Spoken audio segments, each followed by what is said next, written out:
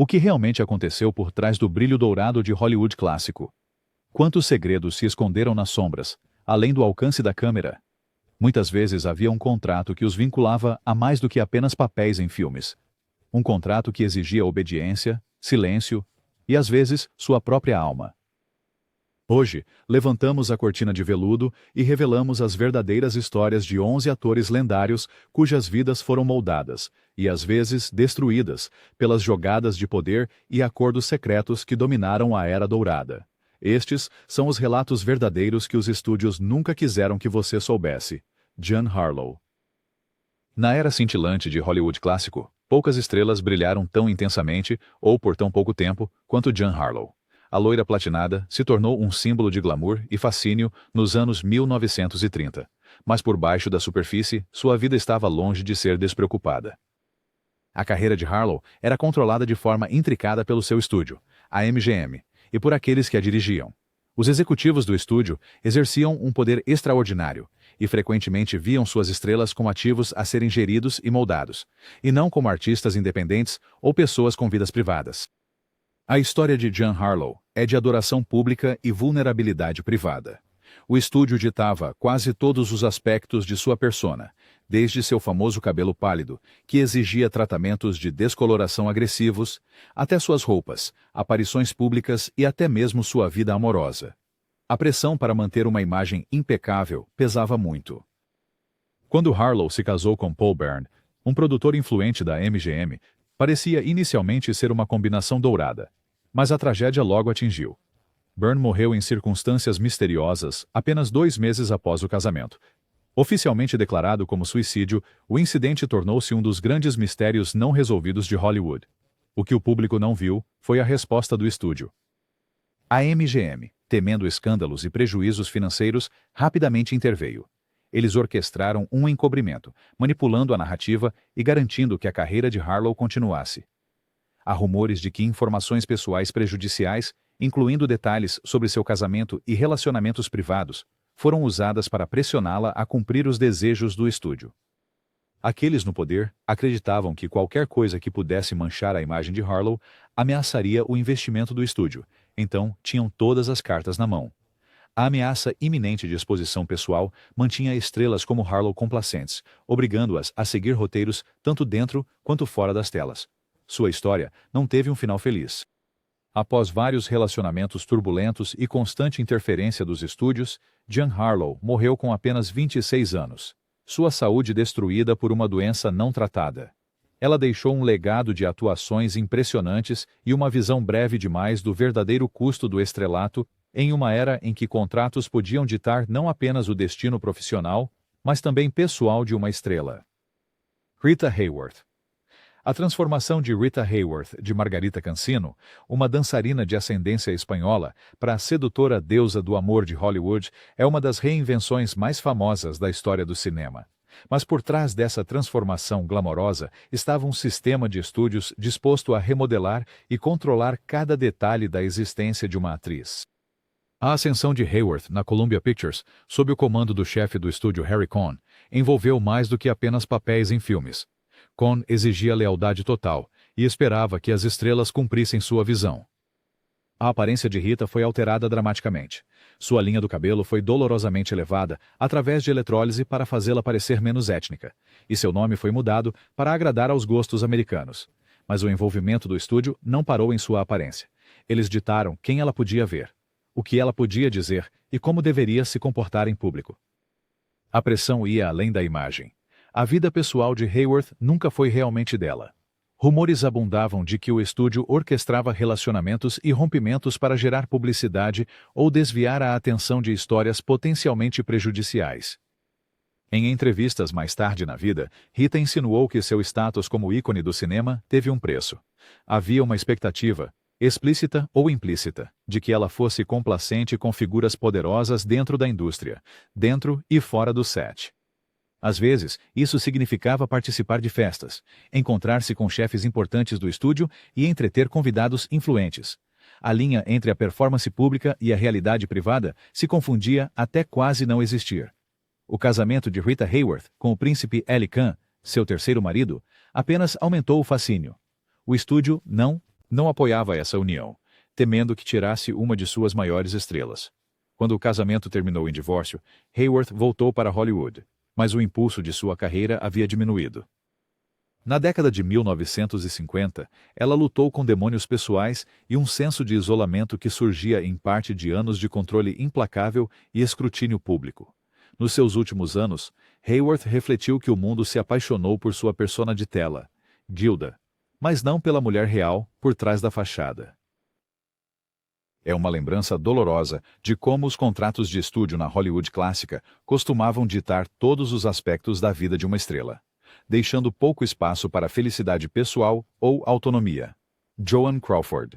A jornada de Joan Crawford da pobreza à realeza de Hollywood é lendária, mas o caminho foi pavimentado com dificuldades e manipulação. Ela foi uma das estrelas mais lucrativas da MGM. No entanto, mesmo no auge da sua fama, nunca teve pleno controle sobre o seu próprio destino. Crawford, nascida Lucille Fay LeSueur, assinou seu primeiro contrato com um estúdio nos anos 1920, entrando em um mundo onde cada detalhe de sua vida podia ser examinado e gerido. Os estúdios exigiam perfeição, física, comportamental e moral. Joan Crawford rapidamente aprendeu que para sobreviver e prosperar, ela precisava seguir as expectativas impostas por seus chefes.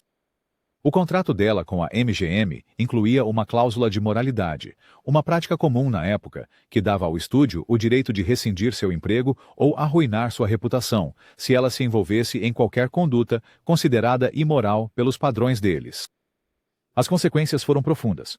O início da carreira de Joan foi marcado por uma série de relacionamentos com homens poderosos, alguns dos quais poderiam fazer ou desfazer seu futuro no cinema. A pressão para ser afável, encantadora e condescendente estava sempre presente. Era amplamente entendido que aqueles que resistissem aos avanços ou exigências dos executivos poderiam se ver sem trabalho, na lista negra ou até publicamente envergonhados. Apesar de seus esforços para manter o controle, Crawford era frequentemente lembrada de sua vulnerabilidade. Sempre que surgiam rumores de escândalo, os encarregados do estúdio intervinham para proteger sua imagem, às vezes subornando colunistas de fofocas, outras vezes fazendo ameaças ou organizando distrações na imprensa. Essas ações vinham com seu próprio custo. Joan era esperada ser grata, leal e sempre obediente, para que velhos segredos não viessem à tona. Sua persona pública. Impecável, glamurosa, sempre no controle. Escondia uma vida privada de medo e ansiedade.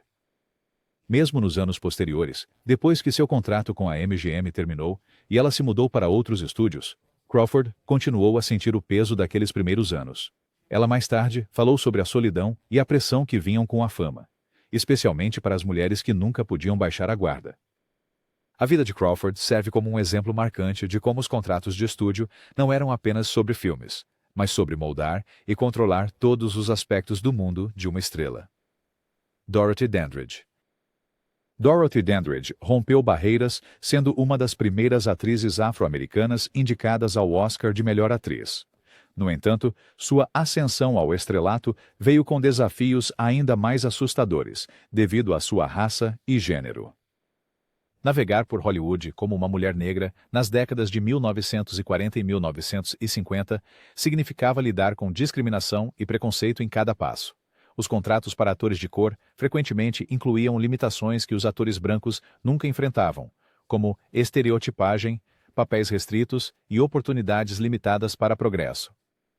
Dandridge enfrentou esses obstáculos com graça e determinação, mas não pôde escapar das pressões exercidas por aqueles no poder. Os chefes de estúdio e produtores frequentemente viam o talento e a beleza de Dandridge como ativos a serem explorados, não celebrados. Sussurros de coerção e avanços indesejados a acompanharam ao longo de sua carreira. Às vezes lhe diziam, direta ou indiretamente, que recusar-se a cumprir as solicitações dos homens poderosos poderia significar o fim de sua carreira. Ao mesmo tempo, os estúdios eram rápidos em lembrar-lhe que qualquer indício de escândalo, real ou fabricado, poderia ser devastador, tanto profissionalmente quanto pessoalmente. Os relacionamentos pessoais de Dorothy também foram afetados pela incessante vigilância do sistema de estúdios. Ela frequentemente era desencorajada de namorar ou se casar publicamente com homens de sua escolha, especialmente aqueles de diferentes raças, por medo que tais uniões prejudicariam sua carreira ou o lucro do estúdio. Mesmo após sua histórica indicação ao Oscar por Carmen Jones, Dandridge se viu limitada por contratos e negada a papéis que lhe permitiriam expressar plenamente sua arte. Sua história é, em última análise, trágica. A pressão constante, a falta de apoio e o medo contínuo de exposição ou vergonha pública a desgastaram. O legado de Dandridge não é apenas suas conquistas inovadoras na tela, mas também a coragem que mostrou diante de um sistema projetado para controlar e explorar, em vez de elevar. As suas lutas são um lembrete de que, para muitos na Hollywood clássica, os contratos e as dinâmicas de poder podiam ser tão sufocantes quanto promissores. Frances Farmer. Frances Farmer era uma atriz promissora dos anos 1930, conhecida por sua inteligência, talento e independência. Diferente de muitas de suas contemporâneas, ela não estava satisfeita em simplesmente seguir as regras estabelecidas pelos executivos do estúdio. Ela resistiu, desafiou a autoridade e se recusou a conformar-se à imagem criada para ela. Essa veia rebelde acabaria levando à sua queda. Os problemas de Farmer começaram quando ela começou a falar abertamente sobre as pressões e limitações do sistema de estúdios. Ela se opunha aos contratos que ditavam não apenas seu trabalho, mas também seu comportamento, aparições públicas e até suas amizades. A insistência de Farmer pela liberdade pessoal a colocou em conflito com aqueles que detinham o verdadeiro poder em Hollywood. Quando ela resistiu mais, a resposta foi rápida e severa. Rumores sobre sua saúde mental começaram a circular e, em pouco tempo, ela se viu institucionalizada. Relatos da época sugerem que as dificuldades de saúde mental de Farmer foram exageradas ou até mesmo fabricadas para justificar sua remoção do olho público. Dentro das instituições, ela sofreu muito, supostamente submetida a tratamentos severos, e uma completa perda de autonomia. A ameaça de exposição pública ou escândalo fabricado era uma ferramenta poderosa usada pelos estúdios para manter as estrelas sob controle. Para Frances Farmer, o custo da resistência foi sua carreira, sua reputação e anos de sua vida. Mesmo após sua eventual liberação, Farmer achou quase impossível reconstruir o que havia perdido. Anos depois, ela falou sobre as injustiças que sofreu, mas o estigma a seguiu até sua morte. A história de Farmer é frequentemente contada como um conto de advertência sobre os perigos da não conformidade em uma indústria construída sobre o controle. Sua vida ilustra como contratos e o poder dos estúdios podiam ser usados não apenas para gerenciar talentos, mas para silenciar dissidentes e destruir aqueles que se recusavam a colaborar. A lição de Frances Farmer continua relevante. Na Hollywood clássica, o preço da independência poderia ser devastadoramente alto. Lupe Vélez, conhecida como a Mexican Spitfire, era uma atriz vibrante e talentosa, que trazia energia e humor a cada papel que interpretava. No entanto, por trás de sua persona pública animada, havia uma mulher percorrendo um caminho traiçoeiro em uma indústria repleta de controle e manipulação. Vélez chegou a Hollywood no final da década de 1920 e rapidamente ascendeu à fama, cativando o público com seu timing cômico e presença magnética. Mas, como uma mulher de cor, em uma indústria predominantemente branca, ela frequentemente era sujeita a estereótipos e limitada a papéis que exploravam seu passado para risos. Os contratos que assinava com os estúdios frequentemente incluíam rígidas cláusulas morais e estipulações sobre sua conduta, tanto dentro quanto fora do set. A pressão para se conformar às expectativas do estúdio se estendia muito além do seu trabalho. A vida pessoal de Vélez era alvo de constante escrutínio. Quando rumores sobre relacionamentos ou escolhas pessoais surgiam, o estúdio agia rapidamente para gerenciar a narrativa, às vezes fazendo ameaças ou oferecendo pagamentos para manter informações potencialmente prejudiciais fora da imprensa. Havia até murmúrios de que detalhes sensíveis sobre seus assuntos pessoais e decisões eram usados para mantê-la obediente, garantindo que ela permanecesse um ativo lucrativo para o estúdio. As dificuldades de Vélez eram agravadas pela solidão e isolamento que sentia, incapaz de compartilhar seu verdadeiro eu com o mundo. A pressão acabou se tornando insuportável. Sua trágica morte em 1944 foi envolta em rumores e especulações, mas o que permanece claro é que ela, como muitos outros, foi, em última análise, uma vítima de um sistema que valorizava o controle em detrimento da compaixão. o legado de Lupe Vélez é de tanto triunfo quanto tragédia. Ela abriu novos caminhos para atrizes latinas em Hollywood, mas fez isso a um grande custo pessoal. Sua vida é um testemunho do alto preço que muitos pagaram pela fama em uma era em que contratos e segredos andavam de mãos dadas. E as consequências de enfrentar figuras poderosas podiam ser rápidas e severas. George Nader. George Nader era um galã dos anos 50, frequentemente escalado para filmes de aventura e thrillers de ficção científica. Sua carreira, no entanto, é menos lembrada por seus papéis na tela do que pelas circunstâncias que levaram ao seu término abrupto. Uma história de manipulação nos bastidores e um aviso para aqueles que não podiam ou não queriam se conformar. Na época, Hollywood tinha regras implícitas, rígidas sobre conduta pessoal, particularmente em relação a questões que poderiam causar escândalo se tornassem públicas. Nader era um homem gay, em uma era em que ser aberto sobre tais questões poderia significar ser imediatamente colocado na lista negra. Os estúdios, cientes disso, tomaram medidas extraordinárias para proteger seus interesses. Quando rumores começaram a circular sobre a vida pessoal de Nader, os executivos do estúdio intervieram, não para oferecer apoio, mas para se protegerem. Em vez de arriscar um escândalo que pudesse prejudicar seus lucros, o estúdio de Nader teria feito um acordo com um tabloide. Eles sacrificariam outra estrela para proteger o segredo de Nader, garantindo que a reputação do estúdio permanecesse intacta. Em troca, Nader concordou em manter um perfil discreto e evitar qualquer comportamento que pudesse atrair mais atenção. Apesar desses esforços, a constante ameaça de exposição pairava sobre ele como uma sombra. Nader sabia que um único erro poderia significar o fim de sua carreira. Eventualmente, a pressão se tornou insuportável. Ele foi gradualmente empurrado para papéis cada vez menos proeminentes, até que finalmente deixou a indústria por completo. A experiência de George Nader ilustra o clima de medo e controle que permeava a Hollywood clássica.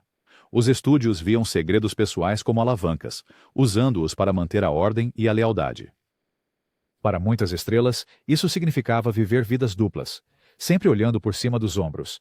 A história de Nader é uma de resiliência diante da adversidade, mas também um lembrete sóbrio de quão pouco controle as estrelas frequentemente tinham sobre seus próprios destinos. William Haynes. William Haynes foi um pioneiro de várias maneiras. Nos anos 20, ele se tornou um dos protagonistas mais populares nos filmes mudos, amado pelo público por seu charme e sagacidade. Fora das telas, Haynes era igualmente conhecido em certos círculos por sua abertura sobre sua vida pessoal, algo raro em uma era definida pelo segredo. Haynes foi um dos primeiros atores abertamente gays em Hollywood, mas sua honestidade teve um preço alto. O chefe do estúdio MGM, Louis B. Mayer, um dos homens mais poderosos do negócio, deu a Haynes um ultimato: acabar com seu relacionamento e entrar em um casamento de fachada, ou perder seu contrato e carreira. Haynes se recusou a esconder quem era ou negar seu relacionamento, escolhendo a integridade em vez da fama. As consequências foram imediatas. Haynes foi dispensado de seu contrato e se viu efetivamente na lista negra da indústria que antes dominava. Apesar disso, ele nunca vacilou em seu compromisso de viver autenticamente. Ele fez a transição para uma carreira de sucesso como designer de interiores, construindo uma nova vida com seu parceiro de longa data. A história de William Haynes é tanto inspiradora quanto sóbria. Ele provou que era possível encontrar felicidade e realização fora dos limites do sistema de estúdios, mas sua experiência também expôs as duras realidades enfrentadas por aqueles que se recusam a seguir as regras de Hollywood. O poder exercido pelos estúdios e a capacidade deles de fazer ou destruir carreiras com um simples traço de uma caneta é um tema recorrente no Hollywood clássico. E a vida de Haynes é um exemplo poderoso do que pode acontecer àqueles que desafiam essa autoridade. Patricia Douglas. A história de Patricia Douglas é um dos capítulos mais sombrios da história de Hollywood. Um conto de poder, exploração e das medidas que os estúdios tomariam para proteger seus próprios interesses. Em 1937, Douglas, uma jovem dançarina, foi atraída para o que ela acreditava ser uma chamada de elenco na MGM. Na realidade, ela se encontrou em uma festa selvagem no estúdio, onde se tornou vítima de uma terrível agressão por um vendedor da MGM. As consequências foram ainda mais chocantes. Quando Douglas corajosamente relatou o que havia acontecido, a MGM usou seus vastos recursos para orquestrar um encobrimento. Intimidadores do estúdio ameaçaram testemunhas, manipularam provas e lançaram uma campanha para destruir a reputação de Douglas. Em vez de buscar justiça para ela, o estúdio procurou silenciar ela, temendo que um escândalo público prejudicasse seus negócios. Os procedimentos legais foram sabotados em todas as etapas. Douglas foi retratada como pouco confiável e instável, seu caráter atacado na imprensa. O poder do estúdio era tal que a verdade podia ser enterrada. E aqueles que tentaram lutar de volta foram deixados isolados e destruídos. O caso de Patricia Douglas permaneceu oculto por décadas. Um lembrete claro de como indivíduos eram vulneráveis à vontade de instituições poderosas. Nos últimos anos, graças a jornalistas investigativos e aos esforços de seus apoiadores, a história de Douglas veio à tona, servindo como um exemplo grave dos perigos enfrentados por aqueles que enfrentaram figuras poderosas na Hollywood clássica. Sua coragem em falar, mesmo quando as probabilidades estavam contra ela, é um testemunho do espírito humano. Mas sua experiência também destaca o lado sombrio de uma indústria que muitas vezes valorizava a imagem e o lucro, em detrimento da justiça e compaixão. Shirley Temple. Shirley Temple era a queridinha da América, uma estrela mirim cujo sorriso e cachos encantaram o público na era da depressão, trazendo esperança em tempos difíceis. Mas nos bastidores, a inocência de Temple era uma mercadoria valiosa, que os estúdios faziam de tudo para proteger e explorar. Os contratos de Temple estavam entre os mais rigorosos de Hollywood, com todos os aspectos de sua vida sendo cuidadosamente controlados pelos executivos do estúdio e por sua própria família. Sua agenda era exaustiva, repleta de filmagens, aparições e intermináveis eventos de publicidade. Havia até regras sobre como ela deveria falar, se vestir e se comportar, tanto no set quanto em público.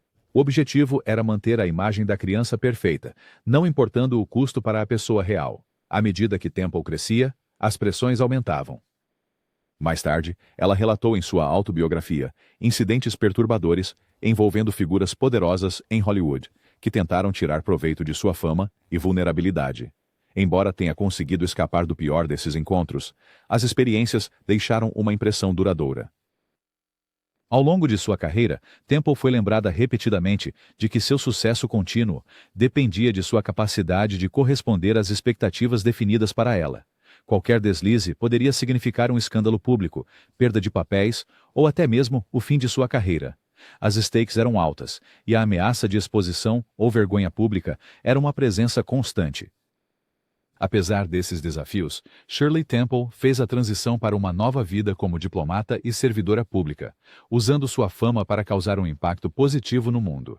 Mas sua história continua sendo um exemplo poderoso de como a busca por proteger uma imagem pode levar à perda de inocência e autonomia, até mesmo para as estrelas mais jovens. Charles Laughton. Charles Laughton era uma potência de talento, conhecido por suas performances inesquecíveis em filmes como O Corcunda de Notre Dame e O Grande Motim. No entanto, sua vida fora das telas era marcada por um tipo diferente de drama, moldado pelas exigências do sistema de estúdios e pelas realidades da vida sob os holofotes.